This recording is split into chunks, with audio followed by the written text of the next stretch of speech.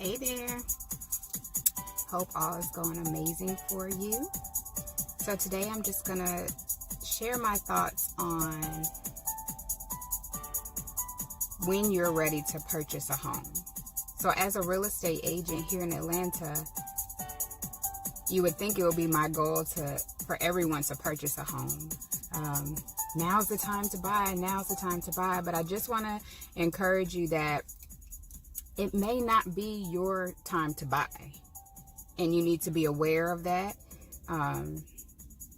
Just like, to me, everyone doesn't need to go to college, but you need to be aware of that. You know, society says, hey, graduate from high school, go to college, make big bucks.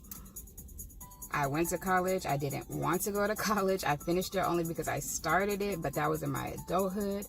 And I didn't want to just have money out there that I wasted, you get what I'm saying? Because I didn't have any scholarships or any loans. I literally paid out of pocket for my college education. Anyway, back to my, let me see, 1, 2, 3, 4, 5. I'm going to say 5 ways to know that you are ready to purchase a home. Way one.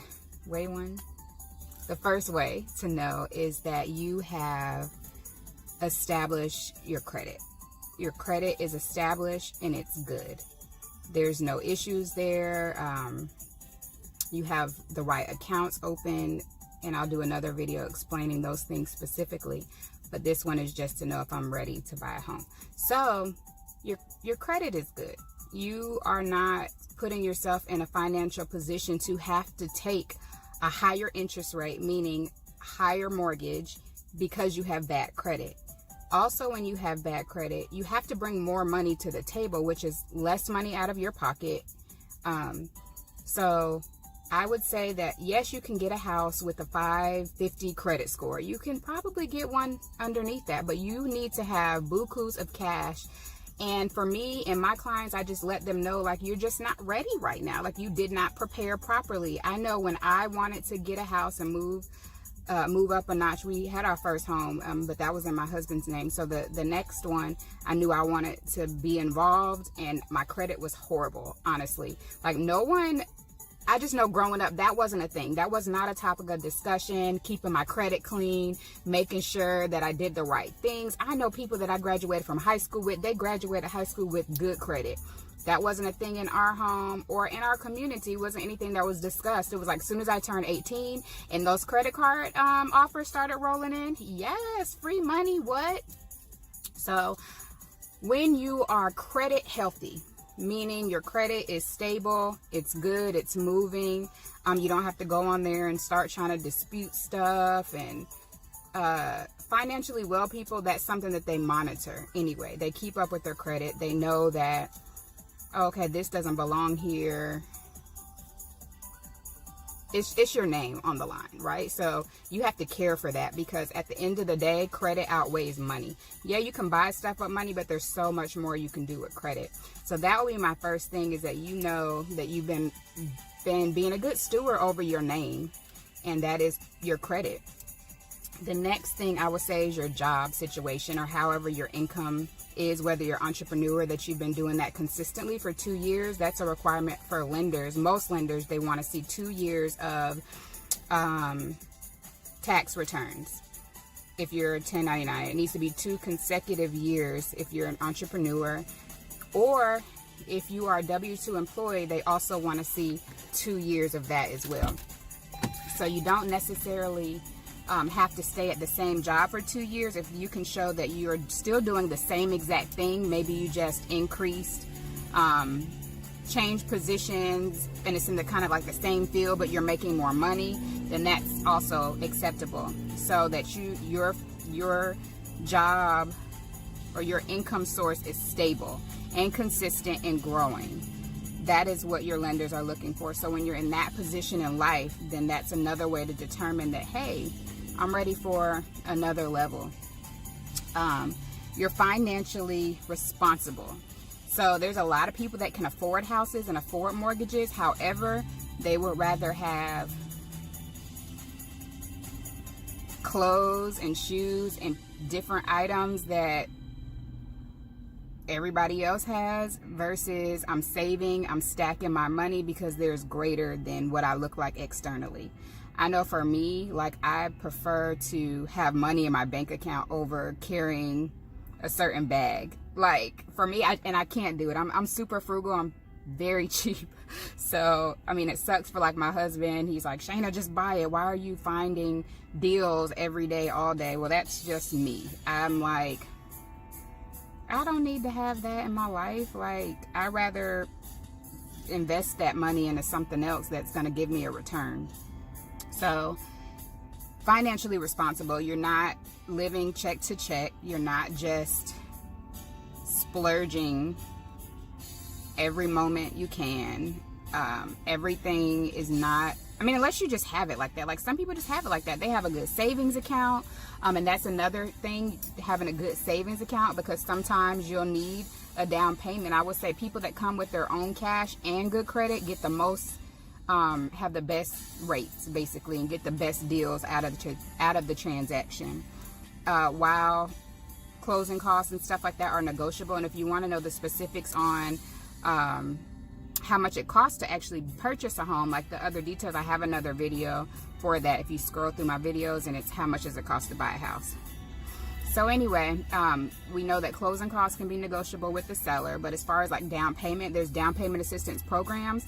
But if you have the money to pay your own down payment, that's like the best, because there are down payment assistance programs, which a lot of people are always like, hey, what first time programs can I get in? And I'm like, there's options for you. Your credit needs to be at least a 620 for most of the programs. But then with those programs, like, yeah, you get money and you get some financing help, but that money ain't free. Like, you have to pay more. The interest rate is higher. So where you take somebody that came with their own money, both purchasing a $200,000 house, while one person's mortgage may be $1,500 because they had good credit, they had their own money. The other person might be looking at a $1,700 payment. So keep that in mind. Like, and I only really encourage it for people that really, really, really need it. Like, you're in a good position in all other areas, but like if you're lacking in multiple areas, like your credit is bad, you don't have cash, like it's just not your time. Knowing your future, you know what I mean? Like, caring more about your future and investing in yourself. For rentals, I mean, you're renting for years and years and years. The only way I would say you don't have to buy is if you're living like in a household with your family and you're helping support them, and your money's just not going down the drain, then you need to purchase a home. If your credit is good, if you have money saved, you're financially responsible, then at that point, okay, you can stay. But you can stay in the house if you're supporting like your family and stuff like that. But if you're just out here renting apartments, luxury apartments, and all this kind of stuff, like, you need to start investing in yourself, because somebody's mortgage is getting paid and it's not yours. At the end of the day, when you leave that place, you have no equity, you have built up nothing. Unless you're in a position like where you're kind of like young and you're traveling, you don't know where you want to be, you're unsettled, still you can buy an investment property. You could buy a house here in Atlanta and then move up to New York to pursue your dreams, and you could be collecting an income down here while you are up north and hire a management company. But you have to take, your mindset has to be totally different. I hear so many people like, oh, I'll just rent, but what are you leaving for your children? Like, what is your legacy going to be? Do you know that home ownership is a privilege? And it's like, so many people have been brainwashed to believe like, oh no, I just rather rent because of blah, blah, blah, blah, blah. I don't have to fix anything or whatever. But do you think these landlords are really out here fixing stuff? No. I get so many people like, oh, my landlord was sucky, can you help me find another rental, and all this kind of stuff. So to narrow it up, it's you're financially well, you have good credit, stable income, you have money saved up just in case you will need to use it, and you just care about future investments, and you rather invest in yourself than somebody else. I mean, I'm trying to get me some property, so if you want to be one of my rental clients and you want to be long-term, that's cool with me. So you see how that works just on the flip side. But when I get ready to sell my house, I can make thousands of dollars. But whether or not I'm going to, like, I'm investing in myself.